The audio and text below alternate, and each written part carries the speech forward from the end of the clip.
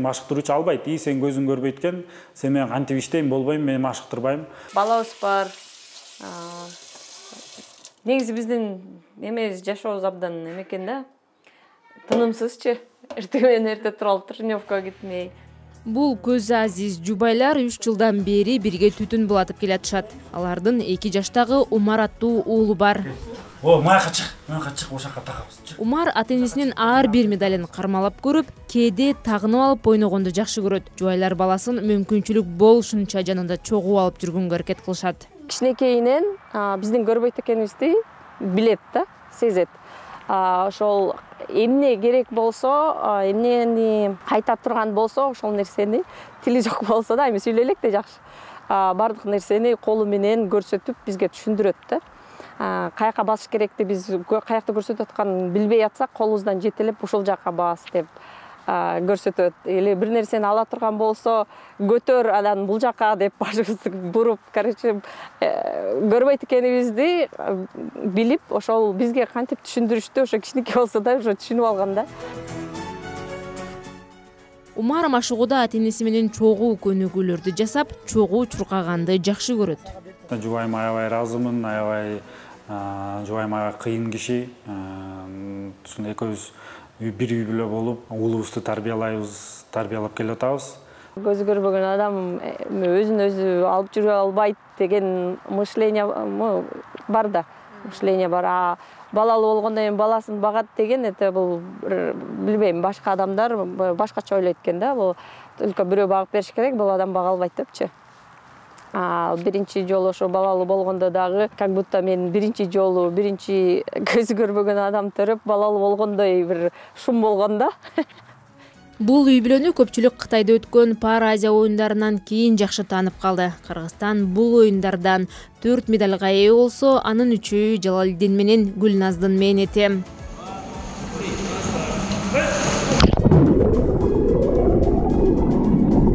Жалалиддин Абдувалиев Кыргызстандын тарыхындагы биринчи көз азиз пара триатлончу катары белгилүү.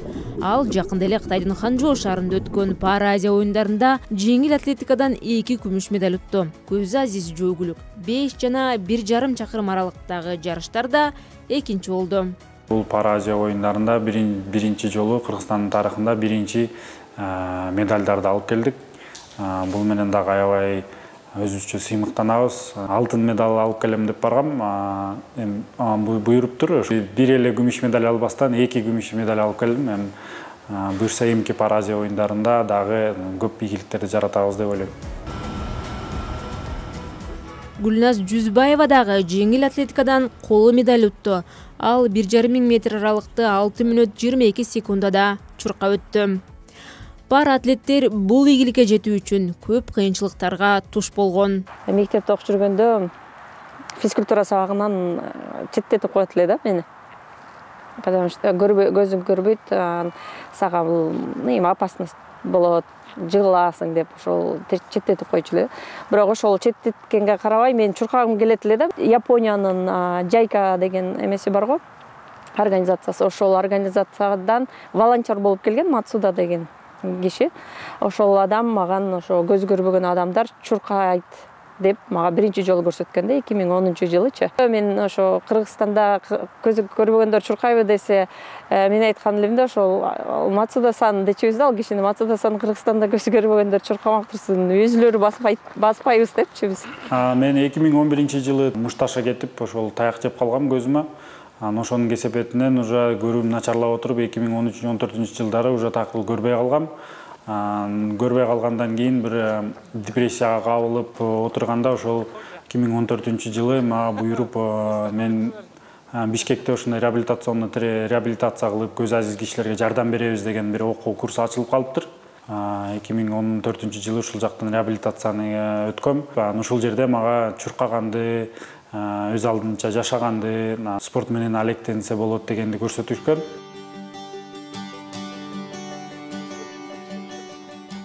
Чуркаган процесс өзү жакпайт болчу мага. Бирок сен чуркап жүргөндө, мен көзүм көрбөгөндө жанында көзү көргөн киши жактап чуркайт да, жип кармап алып чуркайбыз го. Ошол киши менен сүйлөшкөн жакчу да мага. Көрсө киши күндө жаңы башка кишилер менен сүйлөшүп, жаңы опыт алмашуу. Мен жөн гана ошо киши менен сүйлөшүш, башка кишилер менен сүйлөшүш үчүн эле барат болчумун да чуркагангачы. Спортчулар 10 жыл аралыгында 200дөй көз азиздерди өз алдынча жашоого, ал эле эмес компьютер, гаджеттерди колдонгонду, окуганды үйрөткөн. Азыр алардын окуучулардын арасында өз алдынча ишкердик менен алектенип, спортто да ийгилик жараткандары бар.